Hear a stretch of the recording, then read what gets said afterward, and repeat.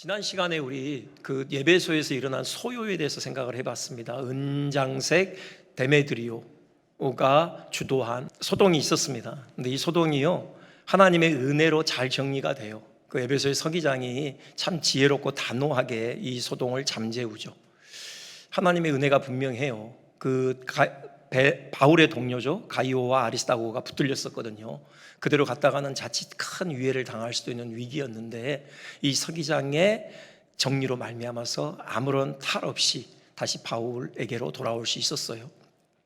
소요가 그친 후에 이제 드디어 바울이 마음을 먹은 대로 예배소를 떠나게 됩니다. 이제 그 이후의 여정이 시작되는데요, 오늘 본문에 보면은 한번 지도를 한번 보여주시겠습니까? 여러분, 크게 지금 세 지역을 여러분 기억하시면 돼요. 아시아, 저기 이제 소아시아, 터키 지역이죠. 거기 주도가 에베소입니다. 거의 3년 가까이 머물렀던 것이요. 그리고 마게도냐, 이제 유럽이죠. 에게를 건너가면은 이제 마게도냐. 거기에 이제 빌립보도 있고 데살로니가도 있고 베레아가 있었죠. 그리고 그 밑으로 가면은 아가야 지역이 있어요. 아가야. 거기는 이제 주로 고린도가 주도이죠. 이렇게 지금 이 세 지역을 이렇게 또 왔다 갔다 해요. 그래서 그 다음 지도 보면요, 이제 어떻게 이동하냐면은 에베소에서 드로아로 올라가요. 거기 항구를 이용해서 네아폴리죠. 그래서 바로 빌립보로 갑니다. 그리고 데살로니가로 가는 거죠. 그러니까 이 마게도냐에서 또 여러 지역을 두루 다녀요. 뭐 베레아뿐만이 아니라 뭐 일루리공까지 갔다라는 그런 기록이 있는데, 그리고는 이제 아가야로 내려와서요, 고린도에서 3개월을 머물러요. 그리고는 다시 북상을 해요. 그래서 빌립보로 가서 네아폴리 항구에서 다시 드로아로 이제 건너옵니다. 지금 여기까지가 기록이 돼 있어요, 오늘 우리가 봉독한 본문에. 그리고 이 드로아에서 있었던 정말 중요한 한 사건이 있죠. 자, 그 내용이에요. 일단은 이런 일정에서요, 우리말로는 잘 눈에 띄지 않지만 원어 성경에 보면 눈에 띄는 대목이 있어요. 아주 중요한 단어인데요, 파라칼레오라는 그 단어가 3번 반복되고 있습니다. 1절에 에베소에 있는 제자들을 고난 후에 그렇게 되어 있거든요. 그때 그 고나다가 파라칼레오고요. 또 2절에도 보면은 또 여러 말로 제자들에게 고나고 할 때 그 고나고도 파라칼레오고요. 12절에 그들이 적지 않게 위로를 받았더라 할 때 그 위로를 받았더라가 파라칼레오예요. 이렇게 3번이 지금 반복이 되고 있는데, 이 단어의 그 문자적인 의미는 곁으로 부르다라는 그런 의미예요. 왜 곁으로 부릅니까? 위로하기 위해서죠. 격려하기 위해서요. 돕기 위함입니다. 힘을 북돋기 위해서요. 그래서 마침내 그 영혼을 든든하게 세우기 위해서입니다. 그러니까 이것은 바울의 사역의 핵심 성격이 무엇인지를 우리에게 분명하게 드러내고 있어요. 바울이 뭘 했느냐? 사람들을 위로하고 격려하고 돕고 힘을 북돋고, 그래서 결국 그 영혼을 든든하게 세우는 일을 했다라는 거죠. 이걸 분명하게 보여주는데요, 이 단어가 더 우리의 주목을 끄는 이유가 있습니다. 여러분, 예수님께서 성령님을 다른 보혜사, 곧 보혜사 성령님이라고 그렇게 부르셨거든요. 성령님의 별칭이 보혜사죠. 근데 그 보혜사에 해당하는 그 헬라어 원어가 파라클레토스예요. 똑같습니다, 사실요. 의미가 똑같아요. 곁으로 부름을 받은 자, 뭐 그런 의미거든요. 왜 곁으로 부름을 받으셨습니까? 성령께서 왜 우리 곁에 서 계시죠? 우리를 위로하시기 위해서요. 우리를 격려하시고 우리를 돕고 우리를 변호하시기 위해서요. 우리에게 힘을 주셔서 우리를 든든하게 세우기 위해서 성령께서 우리 곁에 와 계시는 거죠. 그게 바로 보혜사라는, 파라클레토스라는 그 명칭이 담고 있는 의미예요. 그러니 정리를 해보면요, 지금 바울이 사람들을 위로하고 격려해서 세우는 그 일이 원래 누구의 일이냐? 보혜사 성령님의 일이라는 거예요. 보혜사 성령께서 바울을 통하여서 일하셨다는 거죠. 바울은 성령께 붙들린 사람 아닙니까? 성령으로 충만했던 사람이에요. 그래서 성령께서 하시는 그 일에 오롯이 사용되어진 도구였다는 거죠. 이것이 우리에게 주는 시사점은요, 여러분, 우리도 성령을 받은 그리스도인들 아닙니까? 성령께서 우리 안에 와 계셔요. 보혜사 성령께서 와 계신다고요. 보혜사는 우리도 위로하시지만, 우리 영혼을 든든하게 세우기도 하시지만, 또 중요한 것은 우리를 통해서 다른 사람들을 세우기로 원하시는 거예요. 우리를 통해서 다른 사람들을 위로하고 격려하고 힘을 북돋고 그들을 든든하게 세우는 이 사역을 우리와 함께 하기를 원하신다는 거죠. 바울처럼요. 그러면 이제 우리가 생각해야죠. 어떻게 하면 되는가? 바울이 과연 어떻게 이 성령님의 은혜 안에서 영혼들을 세우는 이 사역을 감당했는가? 오늘 본문에서요, 두 가지를 생각해 보겠습니다. 하나는 역시 말씀이에요. 여러분 2절 보면은 여러 말로 제자들에게 권하고 그렇게 돼 있죠. 여러 말, 많은 말로. 여러분 바울에 대해서 나온 이 말이 뭐겠습니까? 하나님의 말씀이죠. 결국은 하나님의 말씀으로 사람들을 위로하고 든든히 세우는 이 일을 했던 것입니다. 바울에게는 그런 확신이 있었어요. 바울이 이제 밀레도에서 에베소 장로들을 불러다가 에베소까지 갈 시간이 없어서요, 마지막 만나죠. 그리고 헤어지면서 마지막 그가 이런 고백을 해요. 사도행전 20장 32절 보면요, 내가 여러분을 주와 및 그 은혜의 말씀에 부탁하노니, 그래요. 말씀에 부탁한다는 겁니다. 왜요? 그 말씀이 여러분을 능히 든든히 세우사, 그래요. 바울에게 있는 확신이었어요. 바울은 그 숱한 오랜 시간의 사역을 통해서 분명하게 확인한 것은 하나님의 말씀이 영혼을 세우더라는 거예요. 하나님의 말씀이 영혼을 위로하고 격려하고 힘을 북돋아서 든든하게 세우는 이 현장을 끊임없이 목격해 왔던 것이죠. 이게 바울이 가지고 있는 확신이에요. 그래서 에베소 장로들, 내가 너희들을 은혜의 말씀에 부탁한다, 은혜의 말씀에 맡긴다. 왜? 은혜의 말씀이 너희들을 능히 든든히 세우는 것을 확신하기 때문이다 라고 하는 거예요. 여러분, 하나님의 말씀이 우리를 세웁니다. 하나님의 말씀이 영혼을 세워요. 왜 그럴까? 그 하나님의 말씀에 담고 있는 핵심 사실이 뭐냐? 바울이 전파한 하나님의 말씀의 핵심 내용이 무엇인가? 그것이 바로 유두고 사건이에요. 유두고 사건, 우리 잘 알죠? 유두고라는 청년이 예배에 참여했다가 그만 꾸벅꾸벅 졸다가 창에서 떨어져 죽어버리죠. 물론 바울이 다시 살려내요. 이 장면이, 이 사건이 왜 여기에 기록이 되어 있을까? 설교 시간에 졸지 말라고, 예배 시간에 졸면 큰일 난다고. 여러분, 만약에 제가 이 본문 가지고 여러분 유두고처럼 되면 안 됩니다, 이렇게 얘기할 수도 있겠지만 사실 그건 아닌 것 같아요. 단지 설교 시간에 졸지 말라, 그런 메시지를 담기 위해서 이 사건을 기록한 것은 아닌 것 같아요. 사실 유두고 책임만은 아니잖아요. 유두고를 졸게 한 바울 책임도 있는 거죠. 그런 면에서 여러분 조신다고 전 여러분을 탓하지 않습니다. 제 책임을 통감할 뿐이에요. 근데 전 이 사건이 기록된 건 더 깊은 의미를 우리에게 던져주기 위해서죠. 여러분, 그 배경을 잠깐 보면은 주일 저녁에 모였어요. 우리는 주일 오전에 모이는데 이들이 저녁에 모인 것은 주일에도 일과가 있었기 때문이죠. 일을 했기 때문이에요. 그래서 그 일터에서 일을 마치고 이제 저녁에 모여서 예배를 드렸던 거죠. 그 장소가요, 여기 보면은 8절에 윗다락이라고 돼 있어요. 윗다락에 등불을 많이 켰다고 돼 있거든요. 이제 유두고가 떨어진 곳이 3층이라고 돼 있거든요. 그러니까 3층에 다락이 있었던 거죠. 참 집이 컸던 것 같아요. 그리고 이 다락도 면적이 꽤 됐어요. 왜냐하면 등불을 많이 켰다라는 것은 그만큼 넓었다라는 것을 의미해요. 거기서 이제 저녁에 예배가 시작이 된 겁니다. 그때 유두고가 거기에 참여를 했어요. 근데 이 유두고라는 이름이, 그 이름만 들으면은 그의 신분을 가늠할 수 있다고 해요. 주로 남의 집 종살이하는 노예에게 붙여지는 이름이라고 합니다. 물론 그 이름의 뜻은 좋아요. 행복한 사람, 행운아, 그런 뜻을 가지고 있는데요. 우리나라도 돌쇠, 마당쇠, 여러분 그러면 딱 연상되는 그 그림이 있잖아요. 여러분, 남의 집 하인이죠. 이런 거예요, 유두고가. 그러니까 유두고는 틀림없이 남의 집 종살이 하던 노예였다는 거예요. 그러니 그날도 여느 날과 다름없이 주인 밑에서 열심히 고된 일을 하다가 지금 겨우 부랴부랴 이 모임에 참여한 거죠. 지금 창에 걸터 앉았다고 했는데 왜 예배 태도가 그렇게 불량한가? 그렇게 탓할 수만은 없어요. 아마 늦게 왔겠죠. 그런데 그 다락에 지금 사람들이 꽉 차 있었던 겁니다. 이날은 특별했거든요. 사도 바울과 마지막 예배 시간이었어요. 여러분, 그러니 달리 앉을 자리가 없어서 창가에라도 걸터 앉았다고 볼 수 있어요. 여러분, 사실 가상해요. 기특해요. 아직 젊잖아요.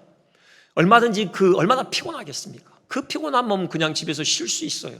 아니면은 또래 친구들과 함께 여흥을 즐길 수 있다고요. 그러지 않고 예배의 자리에 참여한 겁니다. 창가에라도 걸터 앉아서 말씀 듣겠다고 그렇게 집중하고 있었던 거예요. 그런데 예배가 너무 길어졌죠. 여기 보면은 그 지금 7절에 밤중까지 계속하매 이렇게 되어 있습니다. 여기 밤중이 자정을 의미해요. 그러니 한 7시에 예배가 시작됐다고 해도 지금 5시간 정도가 지난 거예요. 그렇지 않아도 피곤한 몸이 자정이 되자 참 버티기가 힘들었겠죠. 그리고요, 지금 사람들이 많았어요, 다락에. 3층이니까. 그러니까 열기가 이제 이렇게 가득 찬 거죠. 그리고 등불, 이건 전기불이 아니에요. 이건 뭐 그 그림이 나오고 뭐 매연이 나오는. 여러분, 그러니까 그 공기가 탁할 수밖에 없고 덥고, 거기다가 지금 종일 일해서 피곤하고 자정이 됐고, 그러니 그만 졸음을 이기지 못한 겁니다. 몰려오는 졸음에 무방비 상태가 되고 만 거죠. 그러다가 그만 몸의 균형을 잃고 그냥 창밖으로 나가 떨어지게 된 거예요. 여기 죽었다고 돼 있습니다. 성경은 분명하게. 뭐 어떤 유명한 그 학자의 주석을 보니까 죽은 게 아니다, 죽었다고 봤는데 바울이 딱 일으켜 보니까 살아있더라. 아니요, 분명히 성경은요 죽었다라고 그렇게 진술을 하고 있어요. 이 진술이 누구의 것입니까? 누가의 것이에요. 여러분, 누가가 그 현장에 있었어요. 의사 아닙니까? 의사의 눈으로 분명하게 확인했던 거죠. 그리고 사망 선고를 내렸던 것입니다. 자, 이런 일이 있었는데 여기서 우리가 주목해 봐야 될 한 단어가 있습니다.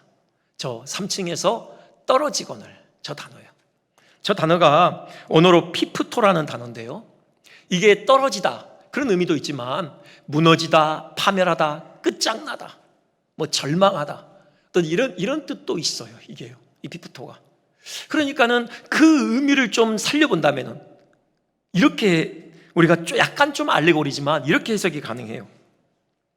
지금 이 유두고의 죽음에서요, 우리가 예수님을 믿기 전 하나님의 생명에서 떠나 파멸로 치닫던 우리의 비극적인 영적 실상을 마주할 수 있다는 겁니다.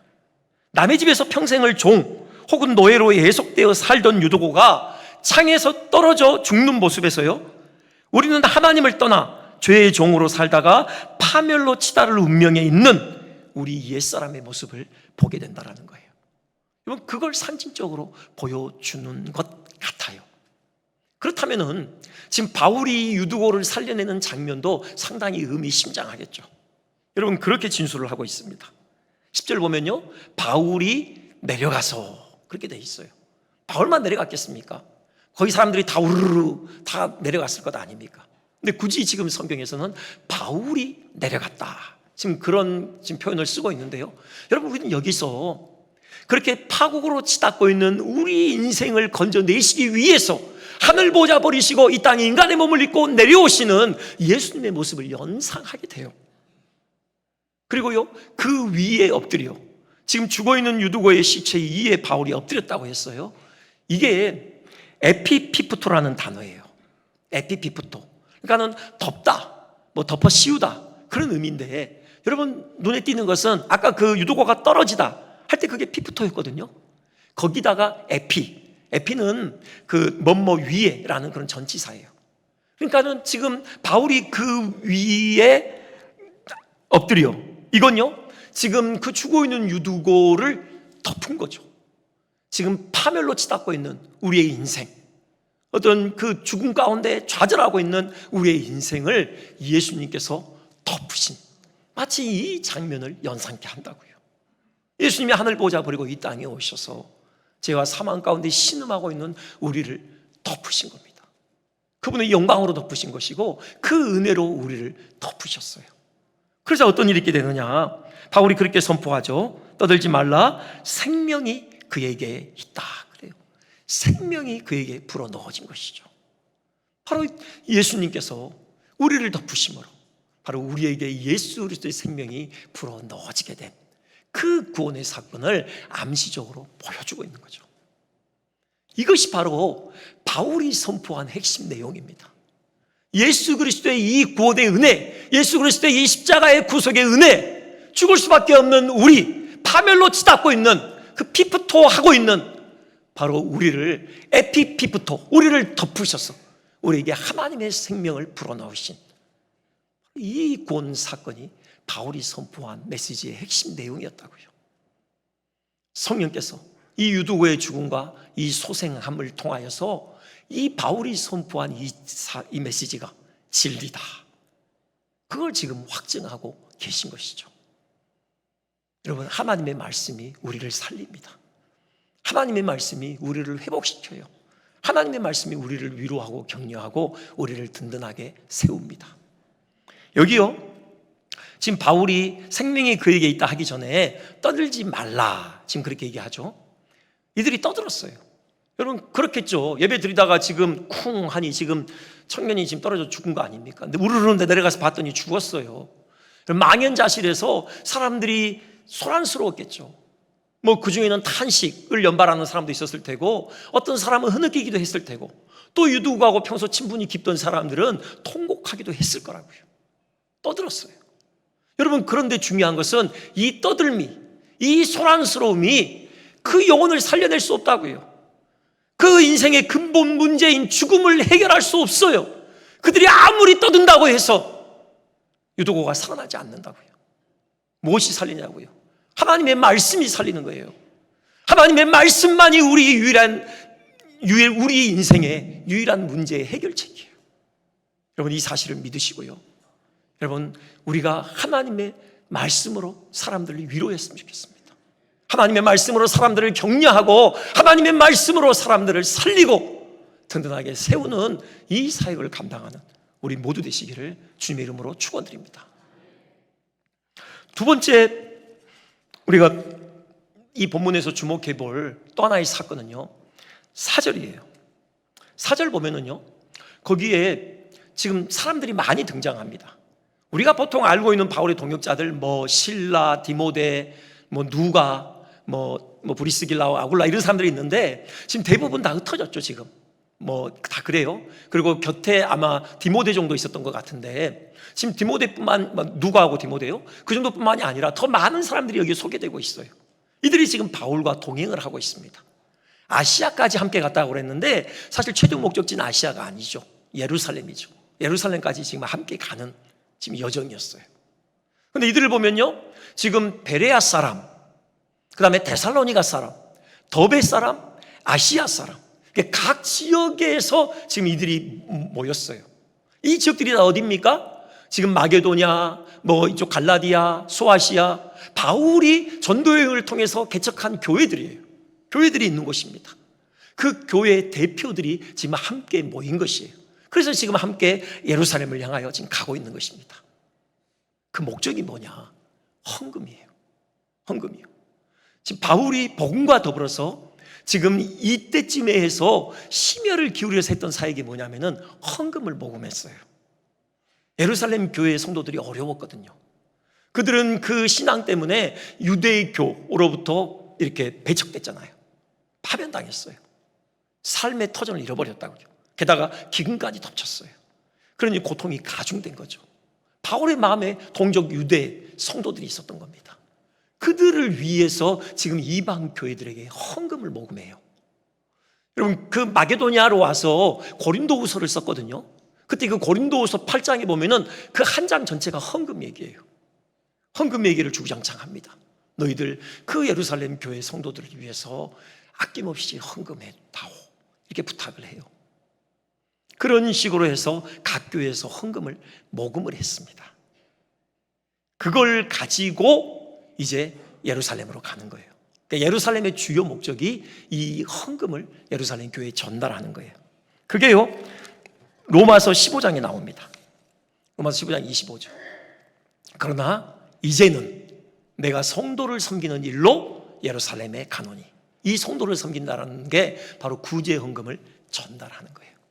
그 주요한 목적을 가지고 가는데요, 바울이 지혜롭죠. 자기가 그거 다 들고 혼자 가지 않아요. 각 교회의 대표들을 뽑아온 겁니다. 그들로 하여금 직접 헌금을 가지고 가게 만드는 거예요. 그래서 이들은 지금 헌금 전달 사절단이에요. 지금 그렇게 지금 이동을 하고 있는 겁니다. 이게 왜 중요한가? 여러분 생각해 보세요. 지금까지 유대인과 이방인 간에 여러분 그 오랜 시간 동안에 그만큼 두터운 장벽이 드리워져 있었잖아요. 여러분 특별히 유대인들이 이방인을 어떻게 생각합니까? 사람 취급을 안 해요. 짐승보다 못한 존재로 여깁니다. 그런 그 아이들 교육 문답이 있어요. 묻거든요. 랍비에게 저 이방인들 하나님이 왜 지으셨을까요? 답이 그겁니다. 저 이방인들 그 지옥의 활활 타는 불의 불쏘시개로 사용하시기 위해서, 땔감으로 사용하시기 위해서 지으셨지. 여러분, 이게 이방인에 대한 유대인들의 생각이었어요. 그걸 이방인들이 온몸으로 느끼죠. 그런데도 이 이방인 교회가 그 유대인들로 구성된 예루살렘 교회 성도들을 돕기 위해서 아낌없이 헌금을 했던 겁니다. 여러분, 대단하지 않습니까? 그 바울이 유대 그리스도인들이 과연 이 헌금을 잘 받아줄까? 그런 염려를 했던 것 같아요. 여기 로마서 15장 보면요, 로마인들에게 이런 기도 부탁을 해요. 거기 기도 제목이 이런 게 있습니다. 15장 30절 보면요, 31절 뒤에 보면은 예루살렘에 대하여 내가 섬기는 일을 성도들이 받을 만하게 하고, 이런 기도를 해달라고 해요. 이게 뭡니까? 지금 예루살렘 교회에 지금 구제 헌금을 지금 전달하는데 그 예루살렘 성도들이 기쁨으로 받을 수 있도록 좀 마음을 움직여 달라고 기도해 달라. 왜 이런 기도가 필요하겠습니까? 그만큼 자존심이 센 거예요. 우리가 아무리 어렵다고 이방인들에게 도움받지 않겠다, 그렇게 나오면 안 된다는 거죠. 그걸 기도해 달라고. 그런 가운데서도 이 이방 교회가 예루살렘 교회 성도들을 돕기 위해서 헌금을 해요. 얼마나 열심히 했는지요, 지금 마게도냐 교회를 우리가 예를 들어 확인할 수 있습니다. 고린도후서 8장 1절부터 보면요, 쭉 보면 그런 내용이에요. 지금 마게도냐에 빌립보, 데살로니가, 베레아 이런 교회들이요, 지금 예루살렘 교회를 헌금을 하는데 그들도 어려웠어요. 여기 보면은 환난에 많은 시련이 있었다고 하죠. 극심한 가난이 있었어요. 그들도 어려웠어요. 그런데 풍성한 연보를 넘치도록 했다라는 거예요. 그들의 힘대로 할 뿐만이 아니라 힘에 넘치도록 헌금을 했다라는 겁니다. 그 이유가 뭡니까? 성도 섬기는 일에 참여하고 싶어서요. 성도예요. 예루살렘 그 유대 그리스도인들을 성도라고 부르고요, 그들을 섬기는 일에 우리가 참여하기를 원한다. 그래서 이렇게 힘에 넘치도록 헌금을 했던 겁니다. 흔히 이방의 이 마게도냐 그리스도인들은 유대 그리스도인들을 형제로 여겼던 거예요. 그리스도의 십자가가 뭔지를 아는 사람들이죠. 그리스도의 십자가로 그 인종의 장벽이 완전히 무너져 내렸음을 이들은 확신했던 것입니다. 그리스도 안에서 유대인과 이방인이 한 가족 되어졌음을, 한 형제 되어졌음을, 한 교회 한 몸 되어졌음을 이들은 분명하게 확신을 했던 것이에요. 그래서 그들의 어려움을 남몰라라 하고 싶지 않았던 거예요. 그들의 아픔에 공감하고 그 아픔에 동참하기를 원했던 것이죠. 바울이 그러니 이 일을 어찌 소홀히 했겠습니까? 그래서 내가 이 사명 감당하기 위해서는 나의 목숨을 조금 더 귀한 것으로 여기지 않노라 하면서 그런 환난이 있음에도 불구하고 예루살렘으로 그 헌금 들고 갔던 것입니다. 여러분, 이거예요. 우리가 말씀으로 영혼을 세워야죠. 그와 더불어서 또 우리가 해야 될 일은 구체적인 필요를 섬기는 겁니다. 여러분, 삶의 필요들이 있잖아요. 그 필요를 우리가 구체적으로 섬기는 것까지가 진정한 위로요, 격려요, 영혼을 세우는 일이에요. 바울이 그 일을 했어요.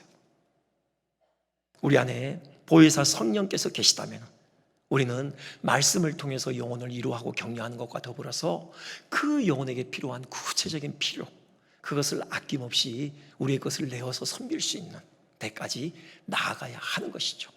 그것이 진정으로 파라클레토스, 바로 보혜사 성령의 사람의 삶의 모습인 것입니다. 바울이 사람을 세우는 일에 얼마나 열심을 냈습니까?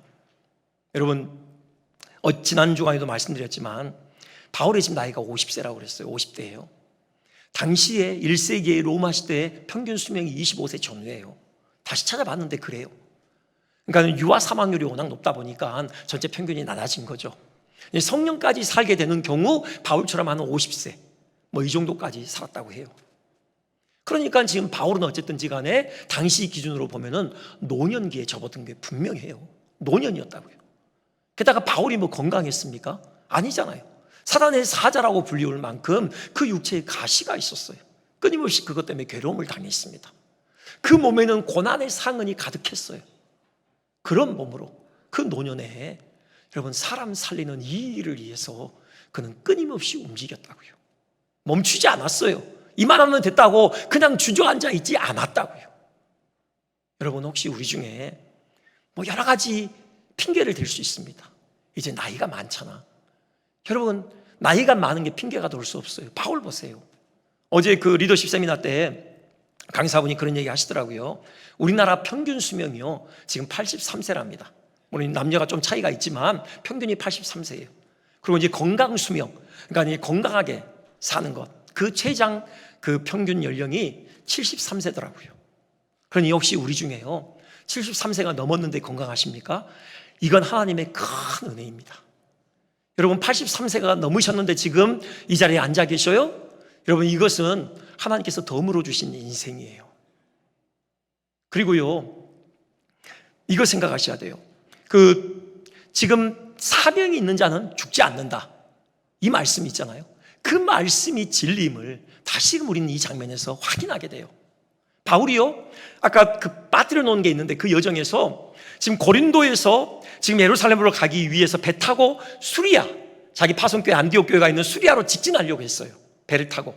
근데 계획을 바꿔서 육로로 이제 저 위로 올라가는 거죠. 그래서 두로아로 갔던 거죠. 이렇게 된 계기가 있었습니다. 20장 3절이에요. 거기 보면 이렇게 돼 있어요. 그때 유대인들이 자기를 해하려고 공모함으로. 지금 이때가 6월절 기간이거든요. 그러니까는 지금 해외에 있는 디아스포라 유대인들이 6월절을 지키기 위해서 예루살렘으로 다 모여들어요. 그러니까 지금 고린도에서도 지금 배가 떴던 거죠. 그때 많은 유대인들이 거기 타요. 바울도 그 대열에 합류하려고 했어요. 티켓까지 끊었겠죠. 근데 그때가 바울을 죽이기 좋은 가장 좋은 때 아닙니까? 여러분, 배 위에서 죽이고 시체 던져버리면 끝나잖아요. 그 계획을 세운 거예요, 이들이. 근데 여러분, 이 계획을 무슨 신문에 광고를 했겠습니까? 철저하게 비밀이 새나가지 않도록 자기들끼리 공모를 했을 거예요. 근데 이 공모가 바울의 귀에까지 들려온 거예요. 누가 하셨겠습니까? 성령께서 하신 거죠. 우리 주님께서 하신 거죠. 누군가를 통해서 바울의 귀에 이 첩보를 입수해서 들려주신 거고, 아니면 주님께서 직접 말씀하셨을 수도 있는 거예요. 그래서 티켓 무르고 배 안 타고 육로로 저 마게도냐 빌립보까지 갔던 겁니다. 뭐죠? 바울을 살리신 거예요. 왜요? 사명이 있기 때문에요. 아직도 바울을 통해서 위로받고 격려받고 세움을 받아야 될 영혼들이 있기 때문에, 그 예루살렘 교회의 그 헌금을 통해서 그들을 격려해야 되기 때문에, 그 사명 때문에 바울의 생명을 연장시키시는 거예요. 우리가 나이가 아무리 많아도 지금 호흡하고 있다는 건요, 그것이 분명하게 우리에게 역설하는 사실은 사명이 있다는 겁니다. 사명이 있는 자는 죽지 않아요. 우리가 살아있다는 것은 우리가 해야 될 일이 있다는 거예요. 나이 핑계대지 마십시오. 여러분, 건강도, 바울 건강이 안 좋았잖아요. 건강 핑계대지 않으셨으면 좋겠습니다. 또 하나요, 물질이 없는데요, 물론 우리가 넉넉하지 않아서 다른 사람에게 많은 것을 베풀 수는 없을 수 있어요. 하지만 이런 이야기 들려드리고 싶어요. 어떤 목사님께서 설교 중에 하신 얘기인데, 한 고등학생이 시험 기간이었어요. 시험 공부하는데 너무 힘든 거예요. 너무 스트레스가 많고. 그날 집으로 바로 안 가고 밤에 교회로 들렸어요. 그래서 이렇게 깜깜한 예배당에 와서 기도를 한 거죠, 앉아서. 근데 기도가 잘 안 돼서 잠깐 기도하고 그냥 지쳐서 그냥 그대로 앉아서 졸았어요. 그 다음날 새벽 예배가 드려지는 그 순간까지 좋은 거예요. 근데 그 학생으로 인하여서 은혜 받은 한 여집사님이 계셨어요. 그 여집사님이 그 학생이 오기 전에 이미 그 본당에 앉아 있었어요. 이분의 사정은 암 선고를 받으신 거예요. 그러니까 하늘이 무너지는 것 같은 그런 낙담이 돼서 그냥 예배당을 찾아온 거죠, 밤에 혼자. 근데 혼자 기도하는데 기도가 안 되더래요. 너무 힘들더래요. 그래서 고쳐달라는 기도를 내려놓고 그렇게 기도하셨대요. 하나님, 나 너무 힘든데 이 깜깜한 예배당에 좀 누가 나와 함께 와서 기도하는 동역자를 좀 붙여주십시오. 그렇게 기도를 했다는 거예요. 근데 기도가 끝나고 얼마 안 돼서 그 학생이 들어온 겁니다. 그래서 저만치 앉은 거예요. 그래서 자기와 함께 철회하면서 기도했던 거죠. 물론 잤어요. 근데 이분은 기도한 걸로 그렇게 여긴 거죠. 그래서 하나님께서 이렇게 바로 기도를 응답하시는구나 하고 거기서 소망을 얻은 거예요. 힘을 얻은 거예요. 그래서 은혜를 많이 받았다. 여러분, 이런 이야기를 하시더라고요. 우리가 뭐 많은 것을 다른 사람에게 주지 못하더라도 여러분 우리가 함께 있어주는 것, 우리가 그를 위해서 무릎을 꿇는 것, 여러분 이것도 충분히 그 영혼에 필요해 큰 보탬이 되는 겁니다. 여러분 우리에게 주어진 이 호흡이 있는 동안에 우리 영혼을 섬겼으면 좋겠어요. 위로하고 격려하고 사람을 살리고 세우는 이 일에 우리가 헌신했으면 좋겠습니다. 말씀으로 또 헌금으로 또 그의 여러 가지 필요를 채우는 구체적인 섬김으로 또 무릎으로 이 일을 이루어가는 일에 우리 모두 헌신하기를 주님의 이름으로 축원드립니다.